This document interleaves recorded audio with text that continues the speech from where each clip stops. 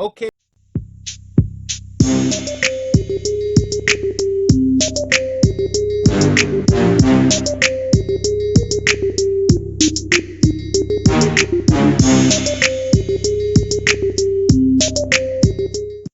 So, welcome to another episode of the New Labor Movement Show. I am one of your hosts, Troy. I am the other host, Ray, back for another fun and exciting episode. Wearing my Yankees hat in honor of the Yankees starting their playoff run. Just like to throw that out there. All right. So, we figured we get into recently, unfortunately, we had the passing of Supreme Court Justice Ruth Bader Ginsburg. So, with A her, social icon. yes, definitely. With her passing, it also instituted a bit of an uproar as far as what happens next with the election of a Supreme Court justice back to the bench. So that's what we're going to be talking about today. I mean, first of all, listen, I do think that like everything in politics, there's always hypocrisy. And the person who always preaches the hypocrisy are the people who have the power, and the people who complain about the hypocrisy are always the people that don't. I don't think there's anyone in America who doesn't think if this was President Clinton and Chucky Schumer, that they would not do the same exact thing. Doesn't make it right, but I think they would do the same exact thing. I 100% think that Donald Trump has the right to do it. I think he's legally, ethically, and every way, which way, 100% he can do it.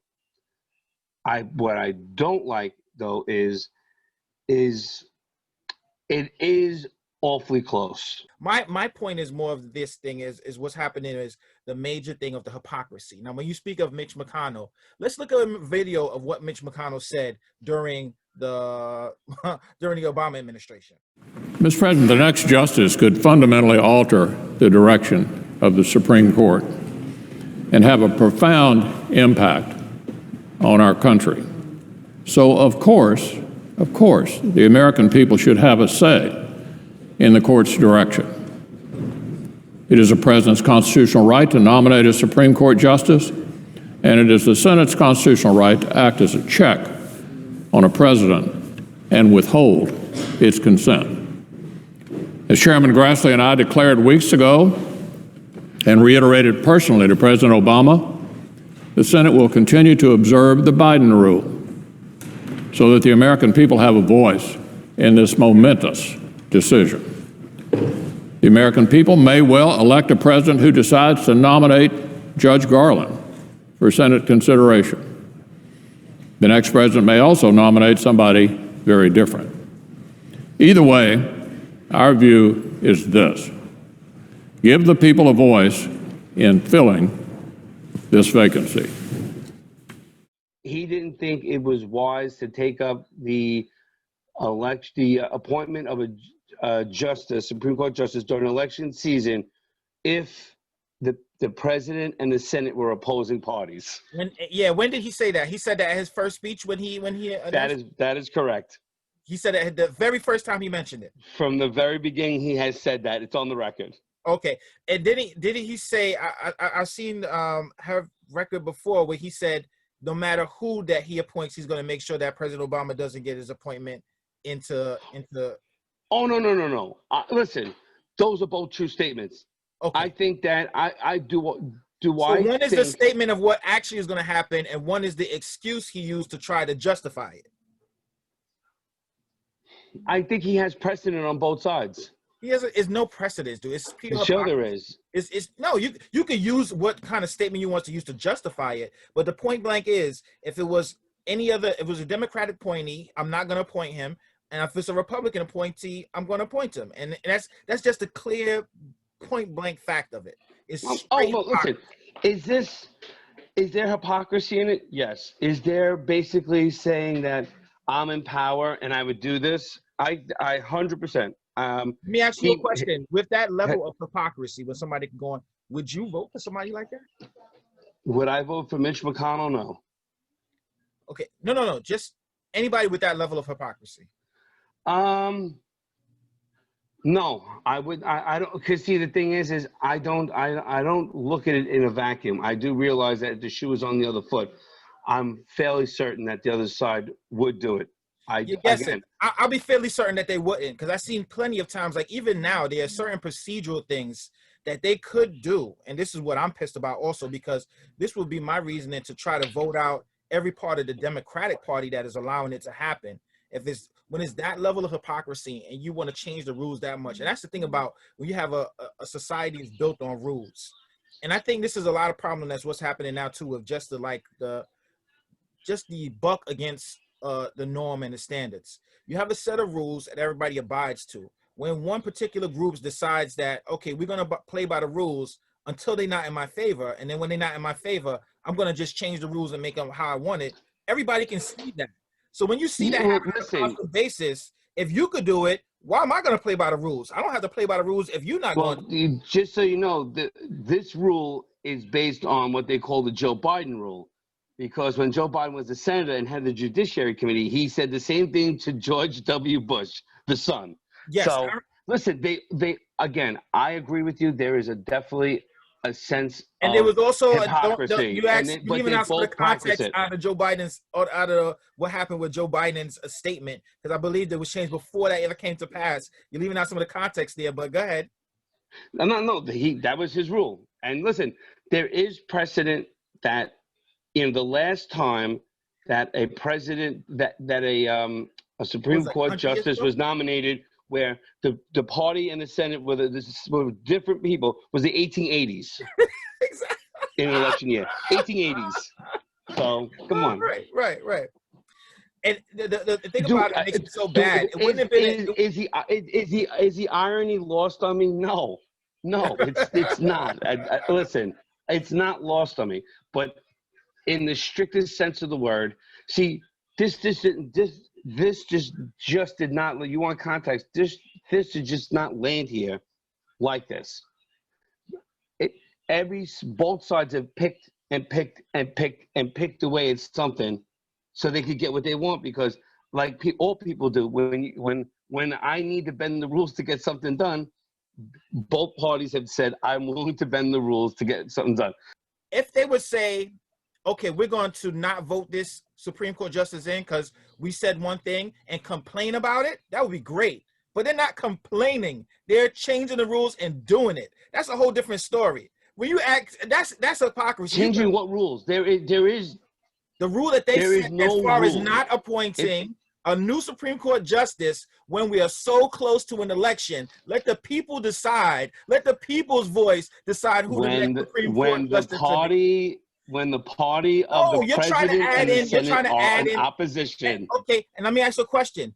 Besides Mitch McConnell, did every other GOP candidate that was getting up and preaching say the same thing? Or they just said, let's go to one by Lindsey Graham. Let's see what he had to say about it. I want you to use my words against me. If there's a Republican president in 2016 and a vacancy occurs in the last year of the first term, you can say Lindsey Graham said, let's let the next president, whoever it might be, make that nomination, and you could use my words against me and you'd be absolutely right. Now I'll tell you this. This may make you feel better, but I really don't care.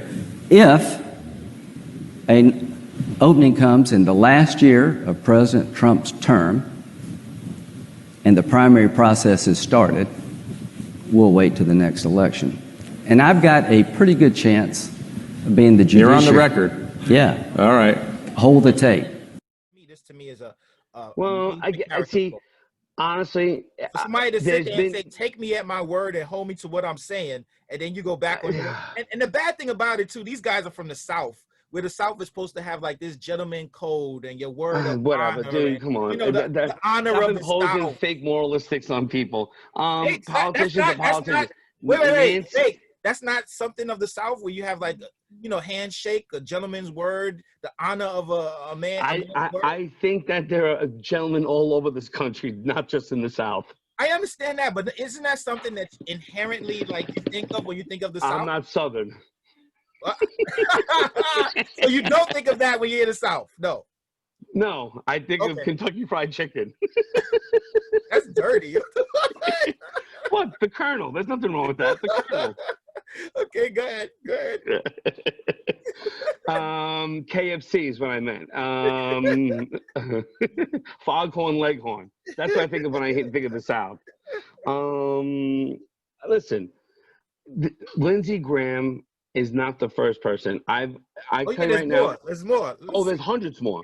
But in other words, I could go back. Every single one of them have changed their stance on almost everything based on the way the political winds have blown. Every single, just to divert for half a second, like of the senators who are in the Senate right now currently, like I think there's 47 Democratic senators, something like 40 of them voted for the wall when Obama said it was good. But the minute Trump said it, they said nope, it's immoral. Yes, And you have them on tape saying it's great. that's without context as we well. have to protect it. That's We have to without protect context as well. America. We have to protect America. That's And without then they context changed as it. well. That's a you're gonna give it like that. That's without context because what But without Trump context had of what? planned for the war So- and what the money that was supposed to go to the war before were two totally different scenarios. They voted for the money. They voted for the money, and then I when can vote for Trump came, money, they and said you no. tell me how No. you're gonna use No. it. You tell me you're gonna pull Legos together. I'm not giving you that money no more. So you gotta add the context. Like it's not just like, oh yeah, both for the war, but you're gonna build it. I'm building with bricks, and you're building with Legos. No, you can't get the money anymore. No, I pretty much. Or how about how they all flipped on the travel ban? Obama, all the senators. You mean like when he said the Muslim ban instead of a travel ban? That part? I don't know if you know, That, but in that that would change my context as well. When you say I want don't to know if you ban know all that, but Muslims, that's a in different that thing. executive order, the word Muslim was not mentioned. Oh no, he didn't in the executive order. He mentioned it on TV to everybody, not in the word. Oh, That- so that's now just we read. the All right, small- no, you read. This So is the in small other part. words, hold on. So when Obama says, "I want to put a ban on these 7 countries," it means one thing. But when Trump says, "I want to put a ban on those same 7 countries," it means something else. If he says it, yes. If he says I want to put a ban, a Muslim ban, I mean, this is the funny thing because I know there's a lot of, and I don't understand why because he's American and speaks English. I don't know why there are so many translators for what he says instead of just listening to what he says. Now, some of the things that are dangerously getting put in front of the Supreme Court are things that more or less what is going to hurt the common person. That's how I see it. What can this judgeship and appointment mean? And what is, regardless to who wins the next election, Biden or Trump, what does that mean for people going forward? We have things in front of the Supreme Court, like we've seen the massive tearaways that they have been doing within the past 4 years on unions and rights for working in labor. We've seen the massive wins that corporations have had as far as being able to not only for labor, but also being able to have stuff where they're not being held liable for lawsuits that are brought against them, and they be able to worm their way out of that. And then you have things like Citizens United. All those now are decisions that are going to be baked in stone as far as what that court is going to look like and the majority is going to be moving forward. How dangerous is it to have, knowing that the scale is going to be tilted on one side so heavily against things that help, common people working forward, especially as far as we're talking about this show, things like unions and labor moving forward? I think my big problem has always been that too many people who are in Congress, Senate, and House, they have abdicated so much of their power to the executive branch or the court. They're trying to hold on now to something like, say, Dreamers. The Congress did not want to vote on the Dreamers, which one way or the other. So then Obama did an executive act, and then instead of taking up the matter and writing a legislative answer to it, which is their duty, now they're letting the court decide it. That is my biggest problem. We have not really had any major change of laws for labor in like almost 60 years. Really? Why? Janice was a shame? Yes, a major change in labor law. In other words, Janice was a change in law based upon the court. I'm talking about a legislative answer. Legislative. Okay, go ahead.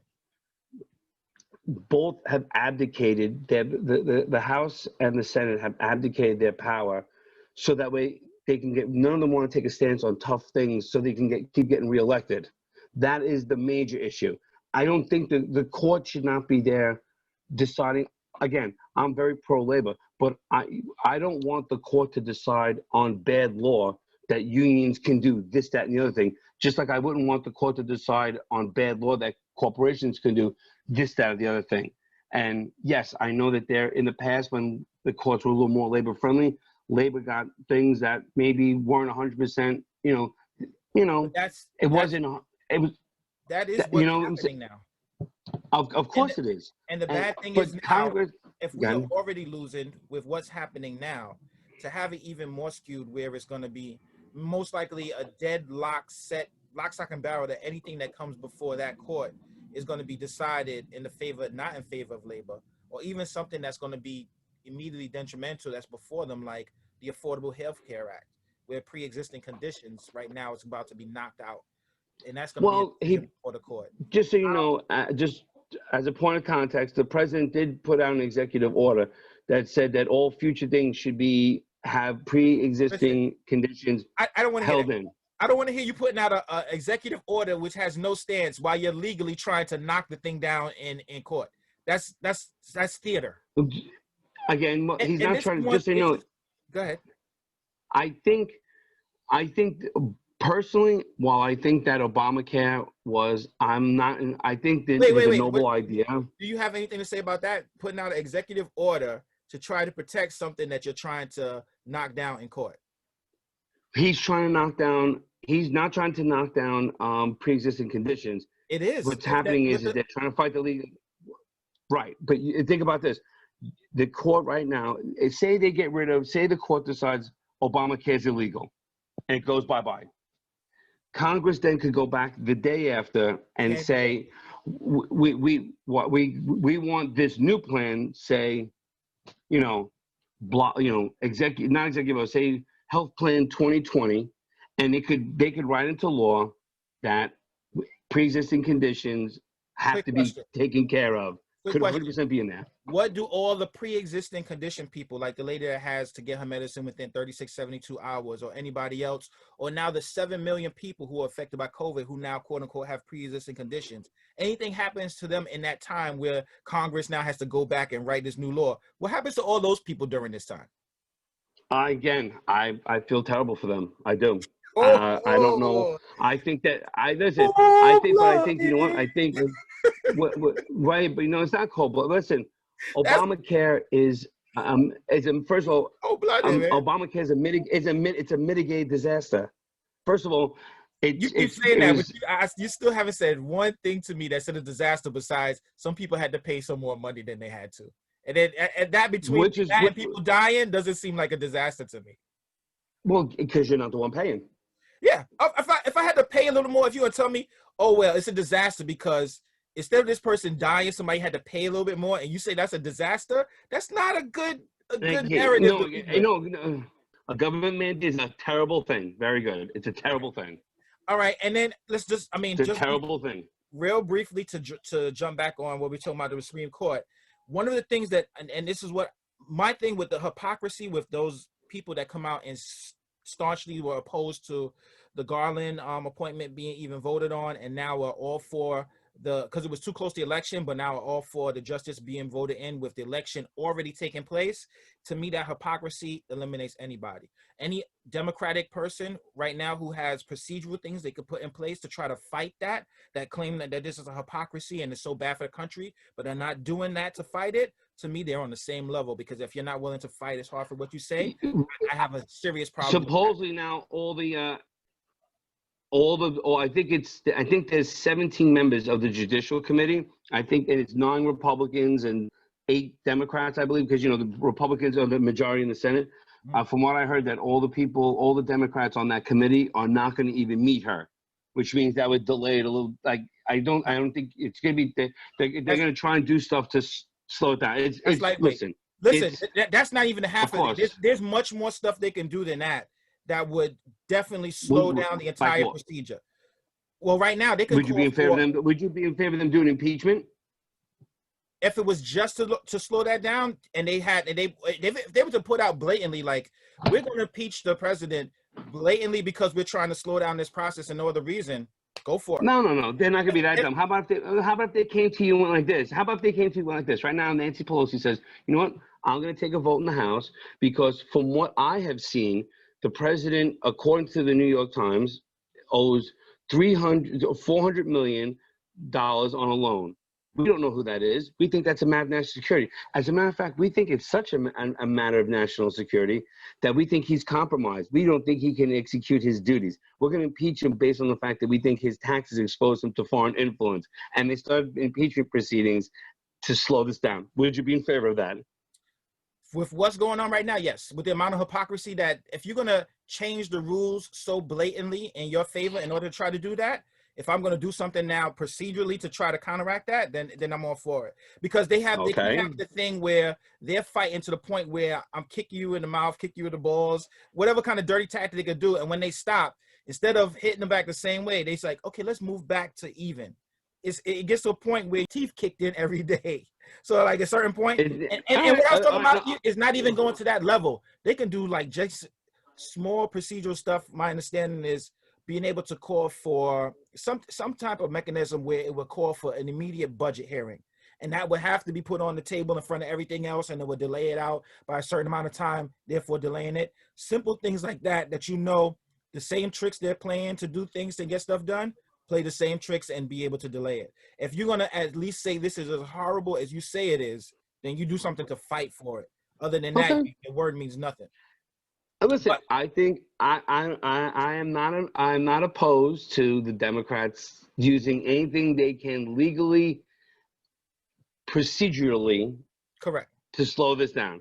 Now let me ask you this: say, how about this? Would you be in favor of Trump sneaks it in, and now it's 6-3, and then now we get a President Biden by some.